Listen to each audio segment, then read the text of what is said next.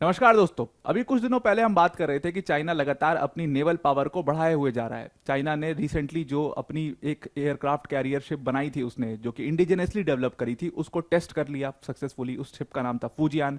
और उस समय भी मैंने बताया था कि चाइना ये सारी चीज़ें करने की कोशिश इसलिए कर रहा है ताकि वो अपनी रेडीनेस को इंक्रीज कर पाए ताइवान के अगेंस्ट, ताकि वो ताइवान में चीज़ों को नॉर्मलाइज कर पाए। वो जो ताइवान का मीडियन लाइन है वो उसको भी नहीं मानता है। तो China is totally focusing on Taiwan right now.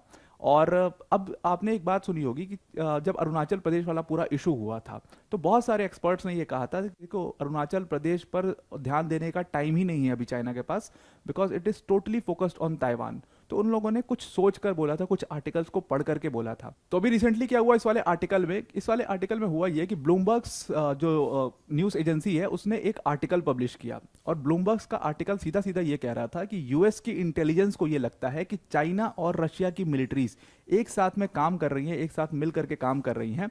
और वो अब ताइवान को टारगेट करने वाला है। चाइना बहुत जल्दी हो सकता है कि ताइवान पर अटैक कर सकता है, या बहुत सडन कुछ ऐसा ताइवान के एयर स्पेस में अटैक करेगा, या ताइवान के अराउंड जो आइलैंड्स हैं उनको कैप्चर करने की कोशिश करेगा। बट चाइना कुछ ना कुछ तो वो बिल्कुल ताइवान स्टेट के अंदर में करने वाला है, और इसीलिए वो अपनी रेडीनेस को पूरे ताइवान स्टेट के अंदर में काफ़ी ज़्यादा बढ़ाने वाला है।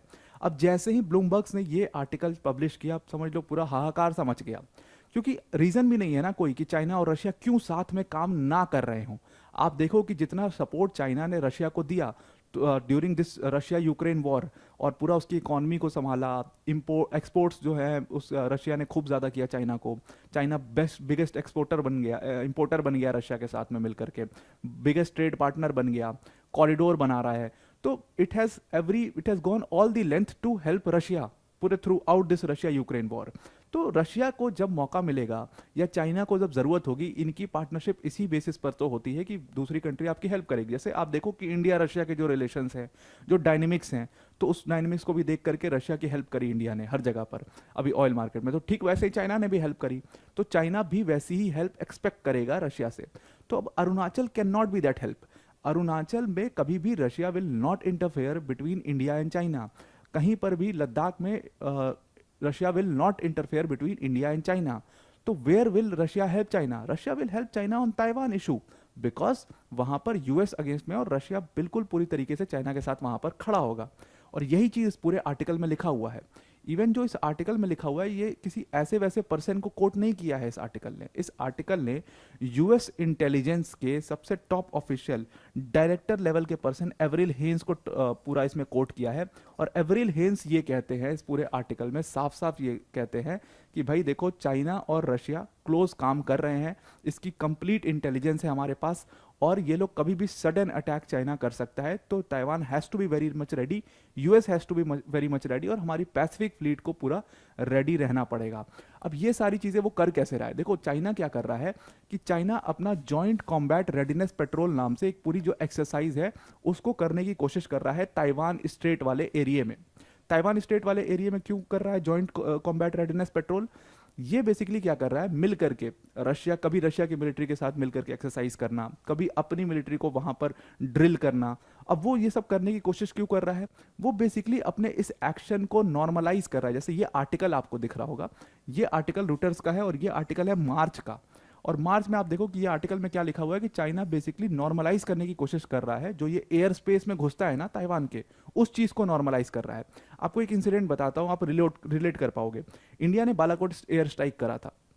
तो इंडिया ने जब बालाकोट एयर स्ट्राइक करा था, तो हमने लोकेशन तो बहुत पहले जान ली थी उसकी, लेकिन बार बार क्या कर रहे थे कि इंडिया जो है वो पाकिस्तान के एयर स्पेस के अराउंड ड्रिल्स कर रहा था, ताकि पाकिस्तान को जब ये रोज़ रोज़ ये चीज़ें होने लगे तो उनको लगेगा, तो उनकी जो सिक्योरिटी है वो भी थोड़ी सी आराम से बैठ जाएगी कि नहीं ठीक है, ये तो रोज़ रोज़ का इनका ड्रिल है, ये कुछ ऐसा करने वाले हैं नहीं।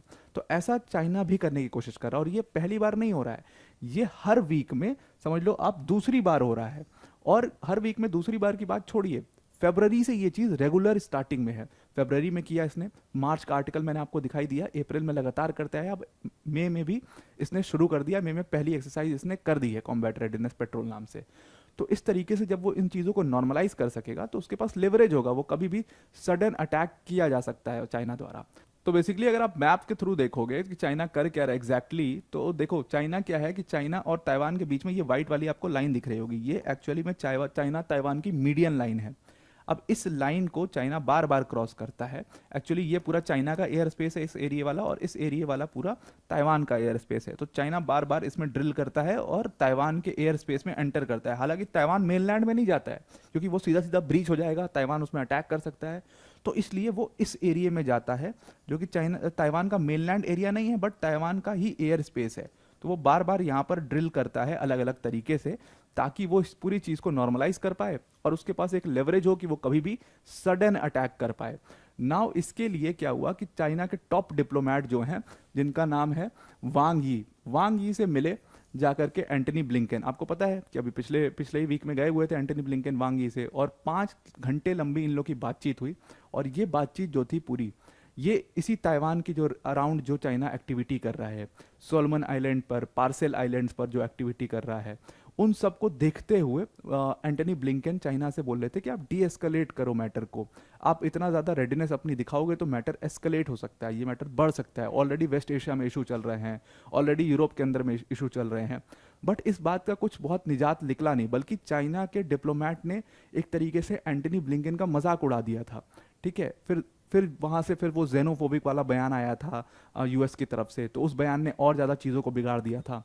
तो ऐसी चीज़ जो है वो यूएस और चाइना के बीच में लगातार खराब होती जा रही है, और इसीलिए मानना ऐसा है एक्सपर्ट्स का कि चाइना हो सकता है कि ताइवान पर कभी भी एक सरप्राइज अटैक तो कर ही सकता है। तो लेट्स सी ये यूएस की इंटेलिजेंस की रिपोर्ट कितनी ज़्यादा सही है। यूएस की इंटेलिजेंस ने इस रिपोर्ट को दिया है। यूएस की इंटेलिजेंस की बहुत सारी जो रिपोर्ट्स होती हैं वो बिल्कुल सटीक होती हैं। बिल्कुल ईरान पे जो अटैक हुआ था, ईरान की एम्बेसी वाला, उसकी भी जानकारी यूएस इंटेलिजेंस को थी।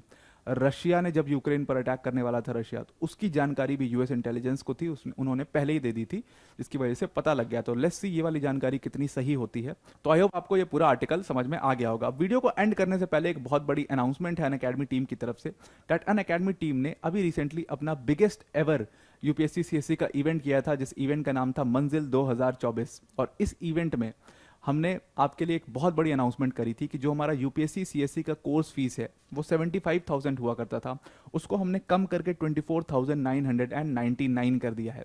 तो अगर आपको इस डिस्काउंटेड प्राइस में कोर्स को अवेल करना है, तो आप सिंपल यूज कोड के ऑप्शन पर मंजिल 24 टाइप कर दीजिएगा कैप्स में, तो आपको डिस्काउंटेड प्राइस शो होने लगेगा। अब इस प्राइस में आपको मिलेगा क्या? आपको इस प्राइस में ये सारे बैचेस मिलेंगे जो अभी मैं दिखाने वाला हूँ। जैसे कि हमारा आरंभ बैच है, आरंभ बैच इंग्लिश मीडियम में है, तो इसमें मृणाल सर, सुदर्शन सर जैसे टीचर्स हैं, प्रतीक सर जैसे ग्रेट फैकल्टीज़ हैं। इसके बाद अगर आप सिर्फ इंग्लिश मीडियम में पढ़ना चाहते हो तो आपके पास है ट्रायम बैच। ट्रायम बैच में सरमत सर जैसे, चेतन सर जैसी फैकल्टीज़ हैं। उसके अलावा सिर्फ आप अगर हिंदी मीडियम में पढ़ना चाहते हो तो आपके लिए लक्ष्य बैच है, अनुज सर, मधुकर सर जैसे फैकल्टीज यहाँ पर आपको पढ़ा रहे होंगे। उसके बाद हमारे पास लिस्ट ऑफ ऑप्शनल्स भी हैं जिनको आप चेक कर सकते हो। हमने डिस्क्रिप्शन में एक लिंक दिया, उस लिंक पर क्लिक करिएगा, आपको दिख जाएंगे ये सारे ऑप्शनल्स जो जो हमारे पास अवेलेबल हैं। तो आई होप आपको ये सारा आर्टिकल समझ में आ गया होगा, ब्लूमबर्ग्स ने जो पब्लिश किया, और इस पूरे आर्टिकल में चाइना को क्यों अक्यूज किया जा रहा है कि वो ताइवान के ऊपर कभी भी सडन अटैक कर सकता है। तो आई होप आपको ये आर्टिकल समझ में आ गया होगा। आज के लिए इतना ही। Thank you and have a nice day.